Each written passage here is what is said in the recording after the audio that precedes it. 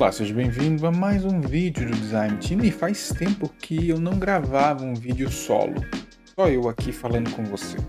Mas tem motivo, e eu vou gravar um vídeo falando sobre o motivo, prometo.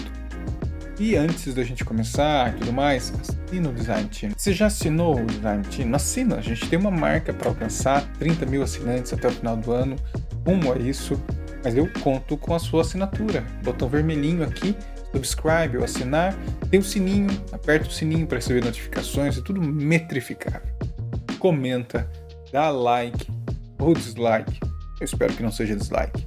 E compartilha nas suas redes sociais, pega no seu Instagram, marca a gente, manda no LinkedIn, me marca, então vai lá, pode me abençoar. E vamos começar a conversar sobre algo bem interessante.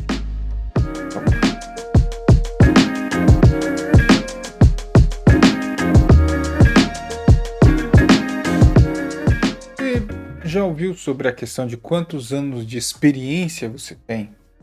Tem muitas vezes, né? Eu mesmo falo isso, eu tenho mais de 20 anos de experiência na área de design. Entre outras pessoas fazem a mesma coisa. Porque eu tenho 30, eu tenho 10, eu tenho 2 anos. Isso importa? No final das contas, isso é relevante? Talvez sim, talvez não. Tudo vai depender do que significa ter 20 anos de experiência, 10 anos, 5 anos ou 6 meses, 1 mês. Tudo vai depender, inclusive, do que isso traz de benefício para você, para onde você está. Então, é exatamente nesse ponto o que isso significa, ter tempo de experiência. Antes da gente começar a falar sobre o tempo de experiência, tem uma teoria muito interessante, a teoria das 10 mil horas. Já ouviu? Provavelmente você já deve ter ouvido falar disso. As 10 mil horas, que para você se tornar um expert em algum assunto, você precisa de 10 mil horas de prática. Praticar aquilo mais de 10 mil horas, e aí você consegue de alguma forma alcançar um patamar de domínio, de especialidade, de algo que só você pode dominar. Esse princípio, das 10 mil horas, surgiu ele foi descoberto por um psicólogo sueco, é o Anders Ericsson, lá nos anos 90. Ele trouxe essa ideia de que precisa-se de 10 mil horas para se tornar um expert. E aí logo em seguida veio um escritor canadense, o Malcolm Gladwell. Inclusive ele publicou esse conceito em um dos seus livros, o Outliers, que ele reforça isso, que é a questão de tempo. E aí essa teoria se tornou uma espécie de conceito, inclusive eles chamam de conceito no mainstream. Todo mundo fala sobre 10 mil horas. E não significa que isso tenha caído, porque provavelmente, eu não sei você, mas eu já escutei várias vezes pessoas falando das 10 mil horas até hoje. Mesmo isso sim tendo caído. Sim, essa teoria, esse princípio foi derrubada pelo próprio Anders Ericsson, que fala que, calma aí, tem alguns elementos aqui que a gente não pode generalizar ou considerar como absolutos para todos. Eu tenho um amigo que ele tem essa questão das 10 mil horas e ele resolveu experimentar fazer várias atividades praticando 10 mil horas para se tornar um expert, ou pelo menos ter um conhecimento profundo sobre alguma dessas atividades que ele pratica. E muitas delas esporte. Porque a referência da questão das 10 mil horas, elas começaram com um princípio muito relacionado ao esporte e à música. Porque faz sentido, tem a questão da prática, do treino, da continuidade, de não parar. Então, é por isso que a base das 10 mil horas vem nessa questão. Mas essa teoria, o princípio das 10 mil horas, ela deixou de considerar um fator muito importante, a individualidade. O que significa que cada um é cada um. Cada um tem um jeito, cada um tem uma forma, cada um tem um método, uma maneira de aprender, uma maneira de se aperfeiçoar, de se desenvolver. E o que leva até em consideração a esse princípio das 10 mil horas, que para algumas pessoas pode ser muito pouco, ou para outras pessoas pode ser muito tempo. Inclusive, até o que eu falei, o próprio Ericsson reiterou e corrigiu posteriormente essa teoria. falando sobre o número de importância e tudo mais. Então, esse é um ponto muito importante. Essa questão da relação de tempo e frequência. E é interessante quando a gente fala sobre a questão do aperfeiçoamento do treino, do tempo e tudo mais, quando a gente começa a enxergar sobre também uma teoria chamada da sobreaprendizagem. Você já ouviu sobre ela? Vale a pena também estudar sobre a sobreaprendizagem. Tudo junto, tá? E nessa questão, a sobreaprendizagem, ela também em inglês é o overlearning, ela vem com uma ideia muito interessante e que eu noto que muitas vezes eu preciso dela e já usei dela e tudo mais. No meu caso, por exemplo, eu só vou ter realmente a memorização e trabalho de uma informação, como por exemplo no inglês. Eu vou lá com o Altair, faço a aula de inglês com ele, faço de manhã. O conteúdo que ele me passa, perfeito, ali no momento, tal, absorção, mas eu só vou memorizar o uso gramatical, ortográfico, a construção, se eu revisar esse conteúdo mais tarde ou em outros momentos. Que tem como ideia exatamente você preservar conteúdos aprendidos por meio de sobreaprendizagem, ou seja, de um exercício repetido. Olha a relação com as 10.000 horas de alguma forma, mas também que quebra um pouco essa ideia das 10.000 horas. Tá entendendo o que eu tô querendo dizer? Exatamente o ponto para que você recupere na memória uma informação que foi processada e que você a mantenha por um longo prazo, de uma forma acessível mentalmente falando. Você até trabalha de alguma forma com a elasticidade cerebral, mas é claro que quando a gente fala sobre a sobreaprendizagem, ela não é a aprendizagem, tá? Fica clara aqui essa conversa. Para você exercitar a sobreaprendizagem, você precisa partir de uma aprendizagem. Você precisa ter aprendido alguma coisa antes, a base, e aí você reforça isso repetitivamente. A sobreaprendizagem, ela é um ganho de eficiência para liberar energia. Até por isso, com a teoria da sobreaprendizagem, a gente consegue entender por que um pianista ele começa, depois de muito tempo, treinando alguma coisa, uma sinfonia, algum tipo de, né, uma música, uma peça musical, depois ele começa a adicionar o estilo dele. Ele começa a aprimorar aquilo que ele já sabe de uma forma decorada. Por exemplo, inclusive existe até cálculo, tá? Fórmula para você calcular a sobreaprendizagem. Ela é bem profunda nessa questão. Mas um exemplo claro, você tem que repetir 5 vezes uma conta matemática para que você decore.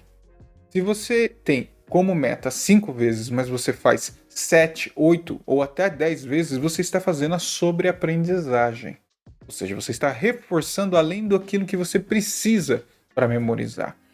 E esse reforço, esse pós, ainda pode te ajudar a você enxergar outras esferas sobre aquilo que você já aprendeu e agora está sobrepondo um conhecimento. Você começa a entender mecânicas diferentes ou até adaptar aquilo. É interessante quando a gente olha que isso tudo, inclusive, vem um pouco contra a questão do que a gente ouve de mantras de negócios, que a gente precisa sair da zona de conforto. Eu já ouvi isso várias vezes. Mas na real, em vez de sair da zona de conforto, era melhor a gente se aprofundar nessa zona. E é exatamente nesse ponto que contrasta sobre a questão das 10.000 horas. Porque talvez você precise de mais do que 10.000 horas, ou até menos, para você conseguir ter o domínio daquilo e começar a ter, então, um poder de adaptação, um poder de enxergar outras esferas, um poder de profundidade sobre aquilo que você faz. E esse é o ponto chave sobre a questão dessa tal quantidade para você se desenvolver. Há um tempo atrás, numa conversa que eu tive em algum lugar, eu não lembro mais, que foi Bom Dia UX, alguma coisa assim, e eu acho que foi o Pipo, o Eurípides, que falou sobre isso. A gente estava falando sobre a questão da musculação, relacionado à aprendizagem. E é interessante, né? E eu, por exemplo, malhei pra caramba, eu adoro musculação, não estou fazendo, sedentário aí, confesso, mas putz, musculação acho sensacional. Fazia muito, durante muito tempo, de domingo a domingo. E é exatamente esse ponto. Antes de eu procurar um especialista e realmente aprender o que é musculação, eu não tinha ganho nenhum. Só ficava lá levantando peso, mecânica errada, frequência errada, alimentação errada. Completamente. Aí quando eu consegui, juntei o dinheiro, tive um personal, um especialista, ele me ajudou na questão da mecânica, do exercício, da frequência, da alimentação, da consciência corporal. Tudo isso mudou. E a musculação, ela tem que ter o tempo, a frequência, a continuidade, a evolução, os cuidados extras. Você tem que cuidar da sua alimentação, você tem que cuidar do sono, tem que, obviamente, fazer outros exercícios que podem complementar série de coisas. E não é simplesmente chegar lá na academia e levantar um peso. Tem muita coisa e muita disciplina. E é progressivo. Exige uma evolução. Não é do dia para a noite. E, claramente, não tem fim. Você tem que continuamente se exercitar. Fazer com que a musculação realmente faça parte da sua vida nesse sentido. Quando a gente fala sobre o aprendizado e exatamente nesse ponto, sobre essa relação com o design, não tem fim. Não tem fim e não tem como só falar do design. Não tem como só falar da ferramenta. Não tem como só falar de uma coisa quando a gente fala sobre o design. A sua extensão, sua profundidade são gigantescas e vão exigir muito de você. Se você quer se tornar um expert. E toda essa jornada, ela é fundamental para uma visão de aprimoramento. Queremos nos aprimorar constantemente e sermos reconhecidos de fato. E aí, tá bom, Rodrigo, você falou de tudo isso, as 10 mil horas, sobre aprendizagem, a musculação, mas como então aprimorar? Como se desenvolver? E aí eu fui no Google, digitei como se aprimorar, é tenebroso, fica aqui a dica, não faça isso. Tem muita coisa mal estruturada, tem muita coisa de coach mal escrito, porque tem coisas de coach tão bem escritas. Então, assim, é uma salada. E aí eu peguei um pouquinho lá, um pouquinho aqui, alguns elementos sobre essa visão do aperfeiçoamento, do aprendizado, né? O que você precisa. E é fato. É interessantíssimo esse ponto. No workshop de camadas que nós fizemos, que inclusive vai ter nova versão, maior, melhor, estruturada e tudo mais, então calma, mas fique conectado com a gente, entre no nosso Telegram, me siga no LinkedIn, tudo vai estar exposto ali. O ponto é que a gente falou lá que não tem como você buscar um desenvolvimento se você não olha para dois grandes pilares. Claramente, o pilar do aprendizado em si ali numa questão de conteúdo. Vamos falar assim, para deixar simples. A técnica, a metodologia, o processo, que estão em livros, cursos, vídeos e etc. Então você precisa desse desenvolvimento. Que você está desenvolvendo o seu coeficiente intelectual, seu QI. Do outro lado, a gente tem que desenvolver nossos coeficientes emocionais. E que a gente pode falar que estão conectadas com as soft skills. Ou seja, as nossas habilidades comportamentais precisam ser tão desenvolvidas quanto as nossas habilidades intelectuais. Para que essa relação, inclusive, faça uma fusão e funcione. Porque senão você não vai, não tendo a habilidade comportamental bem desenvolvida, saber usar as habilidades intelectuais. Você pode ser um grande acumulador de conhecimento, mas não sabê-los usar da maneira correta. E esse é o perigo dessa relação. E aí vem no ponto que não adianta você ter 10 mil horas de voo, como é a teoria, né, dita das 10 mil horas, se você não desenvolve suas habilidades também comportamentais para saber usar as habilidades técnicas. As technical skills, ou hard skills nesse caso também. E aí nessa coletânea de informações que eu capturei nessas páginas, website, o que você precisa e o como se aprimorar. As dicas são muito óbvias, mas eu vou passar por algumas que eu achei que vale ressaltar aqui para você, né? Vale relembrar. Primeiro aprenda a identificar suas emoções, né? A inteligência emocional. Claro, é exatamente o que eu acabei de falar. O desenvolvimento da inteligência emocional é que vai servir de combustível, inclusive, e até motivacional para você conseguir olhar para suas habilidades técnicas, suas hard skills e usar elas da maneira correta. Esse é o ponto. O segundo é, preze por uma comunicação clara e harmônica. Sim, totalmente. Você precisa desenvolver sua comunicação de uma maneira muito inteligente. E comunicação, eu já falei aqui, a gente fala direto, não é falar bem, não é isso. É ser claro, didático, acessível. Esse ponto. Seja simpático com as pessoas ao seu redor. Trabalhe com empatia. Se você não fizer isso, você nem está trabalhando com design. Você precisa ter um processo de empatia muito bom e em constante desenvolvimento, o que se relaciona com várias coisas, até comunicação não violenta, tá? Tudo isso tá aqui nesse pacote. Ouça os outros com atenção, é a famosa escuta ativa. É outra habilidade que você precisa desenvolver para se aprimorar. Não preciso nem falar muito sobre isso. Aprenda a responder em vez de reagir. Comunicação não violenta, de novo. Muitas vezes a gente pode se pegar num momento de ataque ansioso, emocional e inverter as coisas. A gente já reage logo de cara. Não, cuidado com isso. Aceite as coisas como elas são sem se conformar. Não é entrar na linha do conformismo. Pode ser, eu até concordo com alguns pontos aqui. Eu, por exemplo, sou uma pessoa que sou extremamente desconfortável. Olha a diferença. Se o lugar está muito confortável, eu gosto de trazer um pouquinho de desconforto em mim, para mim, tá? Para eu poder me mexer, me mover e, obviamente, fazer coisas, entregar coisas. E eu acho que tem medidas e diferenças para cada um nesse aspecto. Não é uma fórmula para todo mundo. Aceite feedbacks, concordo. Está relacionado à comunicação, está relacionado à empatia, escuta ativa. É um aprendizado gigantesco. O feedback não é algo simples. A gente simplifica a ideia de feedback. A gente acha que feedback é simplesmente você fala alguma coisa polida, de forma educada e pronto. Não é isso.